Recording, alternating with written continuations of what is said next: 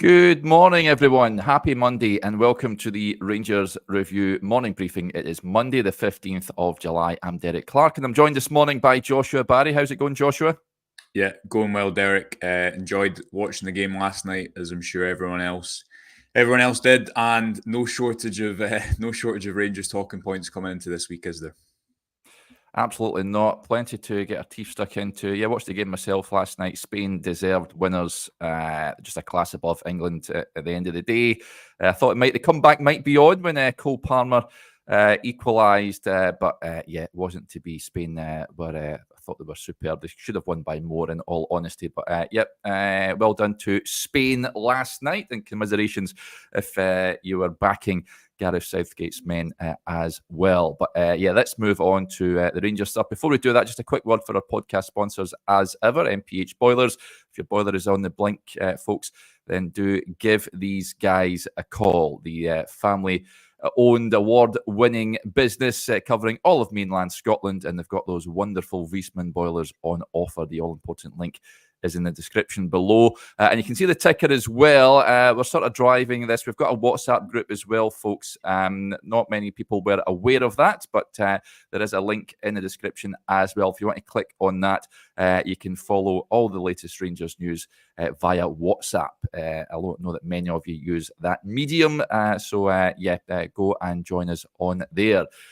Right, lots to discuss from the manager over the weekend. Joshua, of course, there was a game that you and Chris covered against Ajax, Rangers losing narrowly on Saturday. The team headed back to Scotland yesterday ahead, getting geared up for the match against Manchester United this coming weekend. But it's fair to say the manager's comments on transfers have maybe sent alarm bells ringing amongst many. What I'm going to do is we've got a couple of clips we're going to play during the course of the show. First of all, from the manager on transfers, then we'll play what he had to say on the futures of James Tavernier and Connor Goldson. So we'll play Clement on transfers first of all, then we'll discuss the takeaways from that. Here he is. Your transfer plans are dependent to some degree on players leaving. You're able to raise some funds. You need to get players out before you can spend. That's the reality. Mm-hmm. That's the reality that the board told me a few months ago. That I know, that the recruitment team knows also.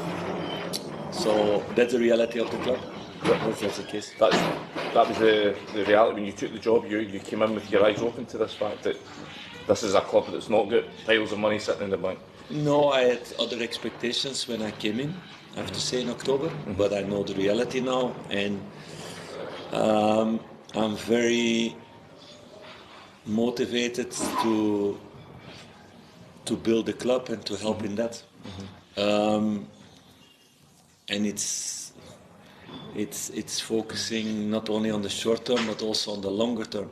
If I would only look at the short term, I would only get experienced players in who can do the job directly, and to look only at the first month of the season. But I think mistakes of that's been made too much in the past, and at the end you don't reach your goal. So you need to have another philosophy, and that's what we are doing all together now. So it's not only me, it's not only recruitment team, it's all together with the board. So we're in constant communication about that. So there you go, the manager. Apologies for the trolley getting wheeled past there at the start of that in the hotel. It was Andy Newport asking the questions that Chris was alongside two other journalists there asking Philip Clement the questions. I got to say, Joshua, the part they said there that it wasn't aware that the need to sell before they can buy when he came in October is a tad worrying, I've got to say. Yes. What's going on here, do you reckon? Yeah, I guess that's the line you take away from it, isn't it? And actually hearing, obviously, you read the words first. You or I wasn't there. It was Chris that was out there doing these interviews. And then when you see the video, it kind of does bring to light, I guess, that reality. I think, in a way, Derek, some people will not like to hear that, but we've discussed over the last couple of weeks that Rangers aren't in a good situation at the moment, right? They could have a really good transfer window and they could go and start the season well, and that might change. But as things stand, with the stadium fiasco, with the state of the squad and the work that needs to be done, with the amount of players they need to try and move on, both financially, but also just in terms of squad size, this is not a good situation to be in. And people want to, I guess, be told that up front and be told the reality. I think there's probably also an element of managers have to cover their backs as well. But you're right, that contrast between the two answers, that he wasn't fully aware of that, or circumstances have changed since October up until now, is I think what took people's attention, and understandably so, because everyone knows, as we keep coming back to, that we've seen this movie before with different variations of this squad, and that is why people believe that, look, if there's no serious change, if more quality doesn't come in, or there's not a big change in what has been happening, if you don't change the input, the output is not gonna change either. So I think pretty stark comments, probably the most that Clement has made so far. Look, I think he is an honest manager in the media, Derek. I don't think he's someone who scripts his lines that much or plays to the galleries, but he also knows what he's doing. He knows how these comments will come across, and I'm sure he, in a sense, is trying to apply a bit of pressure in saying that, look, I've been here for this amount of time. I've worked under really difficult circumstances. Yes, he has a responsibility to that, of course, with the team he puts out in the pitch. But we know about the team last season and the fact that he inherited a very unbalanced team and also had all these injury issues to sort. And he's only got 5 players in, most of which are these young players that he's referenced in that interview. And these huge games are coming up in a matter of weeks. And that selling before you can buy, we know that if Lammers and Dessers were to go, that would give you a fair amount of money, but still not seismic amounts. And that is what I think will concern people and what will continue to be the focus until more players do arrive. Because what is important is that I think Clement and Kopp and others, what Rangers are doing now with the likes of Diamandi and Cortez, players we go back to, I think that is the right policy. It just takes time to get it right. If you consider that with his comments about Hamza Igamani and others, Chefty, other players that are going to take time to get up to speed there at Clinton and Ciala, the difficulty obviously is, as you know, at Rangers, is you can't go through in August where it's about players feeling things out and getting used to the season. You've got to win right away. So probably puts the reality of the summer into focus, and I think it's only going to increase the pressure on Rangers getting quality in sooner rather than later, as we all know they really need. Yeah, I've no issue with him saying the club need to sell before they can buy now, because the squad's bloated. We need players to head out the door. What worries me is what he was told, why he was enticed to the club in the first place in October. I want to know what he was promised, and the only way we're going to find that out is with John Bennett or someone from the board coming out and telling us what the situation is. It just didn't look good to him saying that coming in October, and the sort of landscape's changed. So I can understand supporters feeling concerned about this. And I've seen a few comments over the weekend suggesting that Clement it might think enough's enough and might head off to pastures new. Now, no manager resigns in the modern day, so I don't see that happening. He did say in that little clip as well that he's sort of his heart's been taken by the club in the 7 months that he's been there. But I can understand supporters' concerns that he's been told something, and then all of a sudden he's got to have these sort of been dealt a different hand now. Whether that's a stadium or whatever, who knows? But we need an explanation from the board on this.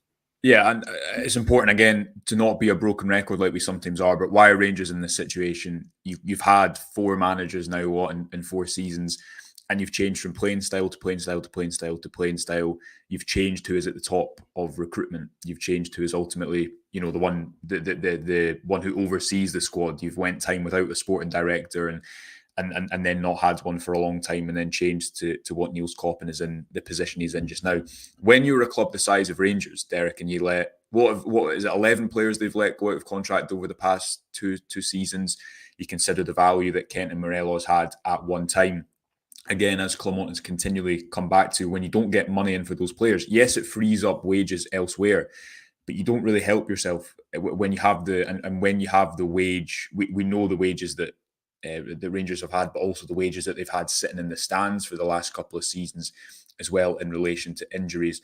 I think this is just the culmination of a lot of bad decision-making, in all honesty, and ultimately not consistent decision-making, not sticking with what Clement calls there a recruitment philosophy. If you change that from transfer window to transfer window, if you don't have a set agenda, then if you don't win, if you don't, the small things don't go in your favour, like qualifying for the Champions League under Steven Gerrard, for example, and then you're not able to add quality, you change to a different managerial style, you change back, and with Beale, I think, try to claw back as well some of the remnants of what was there under Gerrard, things like offering Ryan Jack a new contract, and then never having this new vision of where exactly the club is going to go and how they're going to get themselves out of this position. Then you end up in a summer like this where, again, to reiterate, I think a lot of the profile of player that Rangers are signing looks right. A lot of young players who will ultimately hopefully go on to make them money.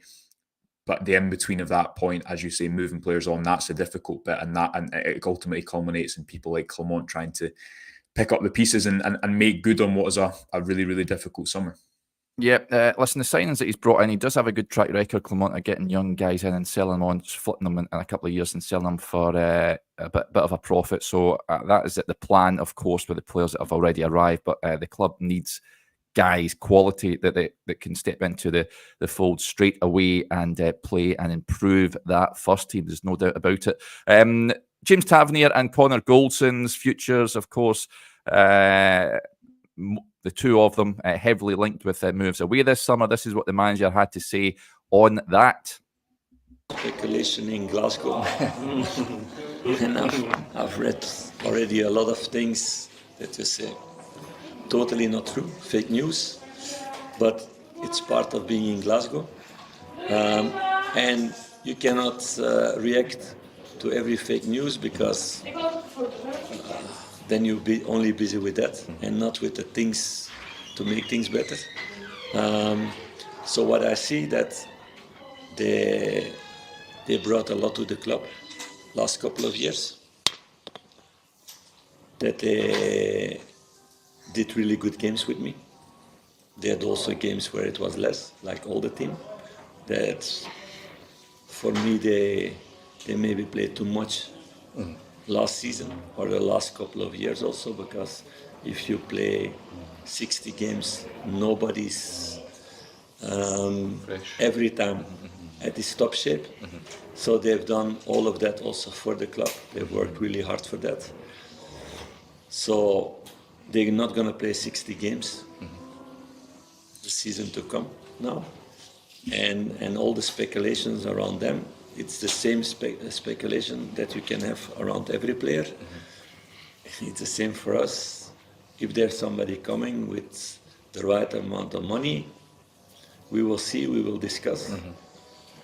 But you always need to see, then you need to replace also somebody, and you need enough money then to replace them to make it better.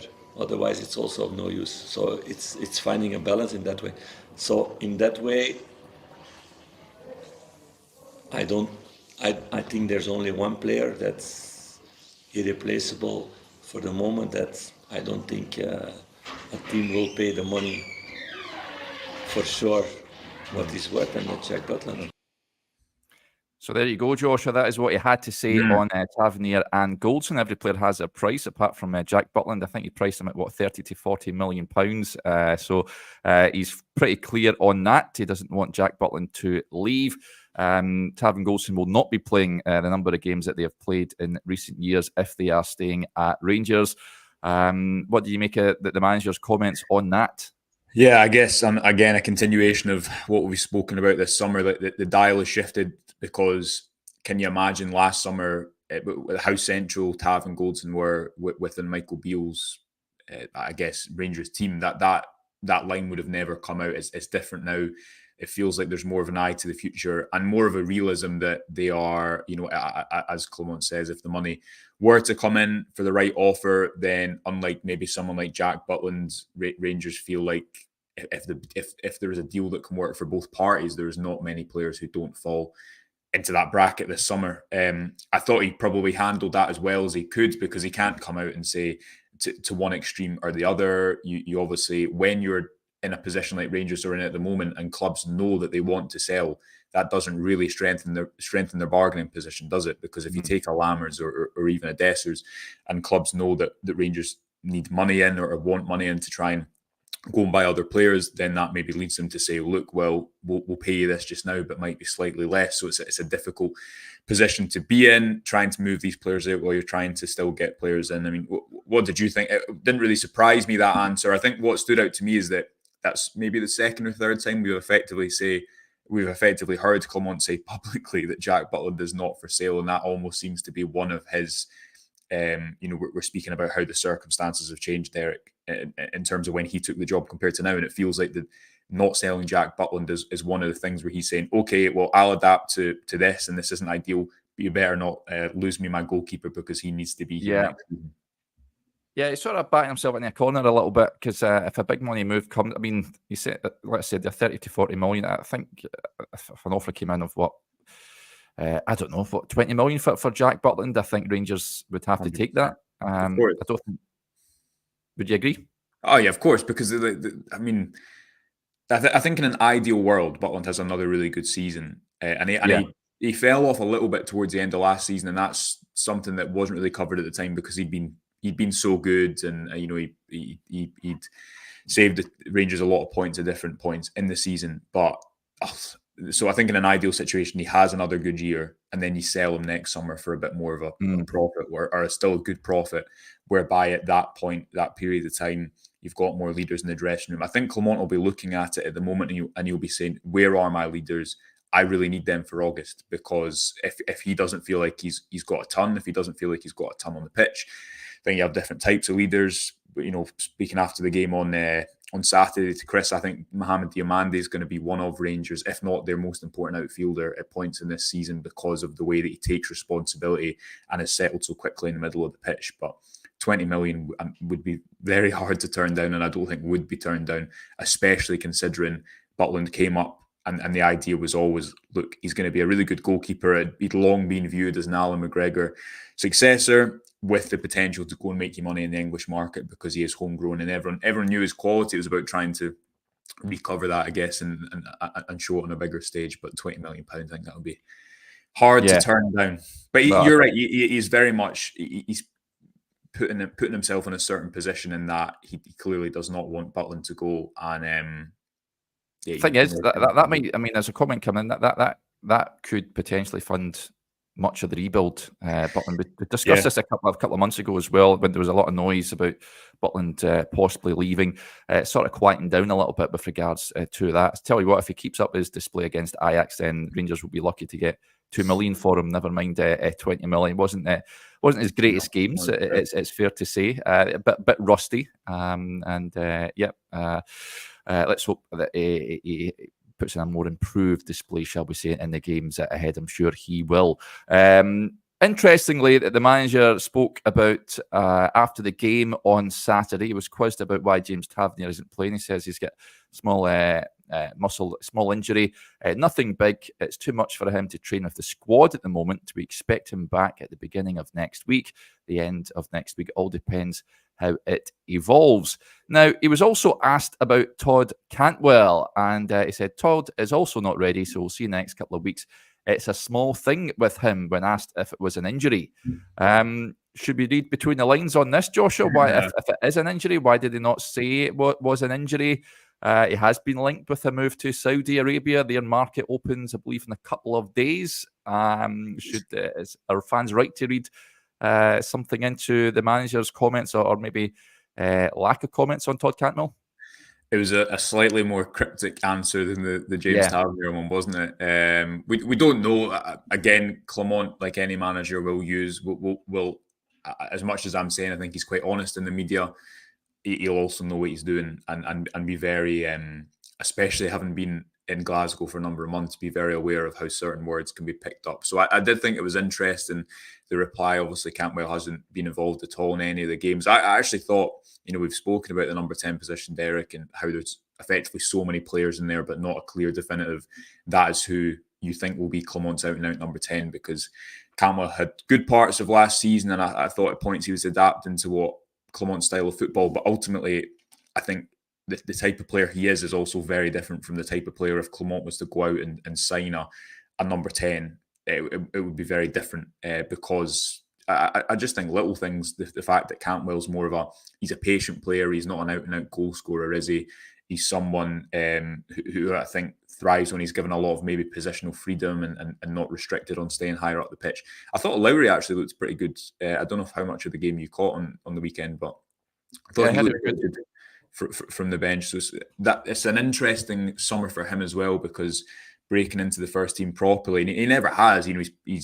He's played minutes, but he's never been an out-and-out first team player. I think, as McCausland showed last season, Derek, it's all about timing and opportunities. And if those two line up and you've got the right attitude, then you can become a first team player. It's clearly never been about quality for Lowry, out-and-out quality, because of all the players who have played minutes from the academy. He clearly has the highest amount of individual quality. But I thought he was good from the bench, so it'll be interesting to see what happens with that over the remainder of pre-season, especially. Yeah, absolutely. There's a comment came in earlier. I'll flag it up because David has kindly donated to the channel. Thank you very much, David. It sums up the feeling amongst many. He says, is it just me or anyone else feeling deflated with the club when the ball hasn't been kicked yet? Stadium, budget and recruitment. We need answers. Yeah, it's a view that was echoed by many, buddy. Thank you very much for your kind donation as well. So, yeah, interesting. Just watch this space with regards to some of Big Phil's comments on, I'd imagine, Tavernier and Cantwell, amongst others. Now, let's talk about transfers, because Rangers, despite the manager saying they need to sell before they can buy, they have been linked with a couple of players over the weekend. Joshua, Brian with the point here says, any word on Jordan from Seville? This is Juan Jordan, I think, plays for Sevilla over in La Liga. Hasn't played much last season, it's fair to say. Apparently, reports in Spain suggest that Rangers were keen on a loan deal, with Sevilla paying the large chunk of his wages, which they knocked back. There are reports Rangers working on a deal for him. I think there's one or two other clubs interested in him as well. I've got to admit, Joshua, I don't know too much about him. Central midfielder. I wonder if, of course, with Kenny McLean murmuring away in the background, whether that happens or not, they're looking at different options. And perhaps Juan Jordan may be one. Yeah, and I think the second line of reports coming out from Spain that there was some more negotiations about exactly how that pay packet might line up in terms of a potential loan deal. So one to keep an eye on, and I'm sure that there'll be more information on that in the coming days, if anything is to materialise. Also, from the friendly, I will say, at the weekend, one of Rangers' central midfielders, Nico Raskin, left on crutches, which was far from ideal, and it was it wasn't if people didn't watch the game and they just saw Nico Raskin as injured, then I guess the usual reaction would follow about Rangers and injuries. But this wasn't a muscle injury or something where the player pulled up after a sprint. It was just a really bad tackle for a pre-season game. So Clement said that they didn't know yet the severity of it. He was in a moon boot. I think it was his ankle that was kind of caught up in that tackle from one of from I think the Ajax goal scorer. So fingers crossed for Nico Raskin that's not too severe. And we've seen Rangers move more with the loan to buy in transfer windows. We saw them do it with Mohamed Diamandi in January. Oscar Cortez was a deal that was very much... Rangers were very much kind of publicly and privately quite happy with how that deal was structured, because they believed it worked for them. So it'll be interesting to see if they do try and, while they're waiting for that money to come in, while, as Clement reiterated, they're waiting to raise funds, they do try and act in this way, because again, to keep coming back to this point, Derek, they need quality and they need it soon. And they also need a few experienced players here or there that are going to be important when the first ball of the season is kicked, because of that, 9 games from August up until the first Old Firm game that are so important and will really dictate a large part of the start of the season. And getting a few experienced players in before then is so important, because hypothetically, if you go into that month and then only add players at the end, as we saw last season, so much damage could be done by that stage of the season already, even if it is only a month into the campaign. Yeah, one to keep an eye on. Reports in Spain suggest that it's one that Rangers will try and work on in getting them to the club. So, it's just it would be an interesting signing. Got loads of experience, of course, Sevilla, top club in La Liga, even though he's not part of the manager's plans there. I think he would bring much needed experience and would add a bit of quality in the centre of that park. Interestingly, I've seen over the weekend as well, a former Rangers player, Rangers stand, I'd imagine, to bank a bit of cash from Joshua is Glenn Kamara. He's away to join the Rennes over in France after a season at Leeds United. I think they're making just under 10 million euros, I think, or 10 million pounds, something like that for him. So making a wee bit of a profit on him. I think Rangers have got a sell-on percentage on there. I'm not entirely sure how much that would be, but every penny counts. Yeah, there definitely was a selling percentage if Leeds got promoted to the Premier League, which obviously they didn't on the final day of the season. I was surprised actually that Kamara ended up going to. I thought he might stay to again have another crack at playing in the Premier League, but I guess he's going to play at one of the top 5 leagues. Not a player who was necessarily suited to a quicker style of play, but Rangers could do with another technical midfielder like him at the moment, to be honest, couldn't they? So I'm sure he'll go and do well. That's a league that will probably suit him quite well, and yeah, interested to see how he gets on. Yep, another player that Rangers have been linked over the weekend is Young Boys player TK Niasse. I think that's how you pronounce it, his name. Another midfielder, defensive midfielder, 24 years of age, Senegal born, and he's played for Young Boys for the last couple of seasons, formerly in France as well. A towering big guy, 6'2". So another sort of that number 6 you'd imagine that Rangers are looking to bring in. I think it's a key area. We've touched on it in a number of videos before. It is an area of the pitch Rangers are looking to strengthen in. And he's been a player that has been linked to the club to add to the many others that Rangers have apparently shown an interest in. So one that we'll try and keep an eye on. That is the transfer news over the weekend. As I mentioned, the team flying back from their training camp in the Netherlands. We touched on it there, Joshua, the Nico Raskin image from that game in the moon boot. It never pours, it never rains, but it pours when it comes to Rangers and injuries. Now, the manager did say in his interview that there's been some personnel changes in the medical department. I do go and check out the second part of that interview, folks, with the manager. It's over on the YouTube channel just now. But doesn't look good, you've got to say, seeing that in the second game of pre-season. Nah, it didn't. And as you say, Clement referenced changes that have been made in a variety of different departments. Obviously, the medical one has been one of the most pressing and the most focused on.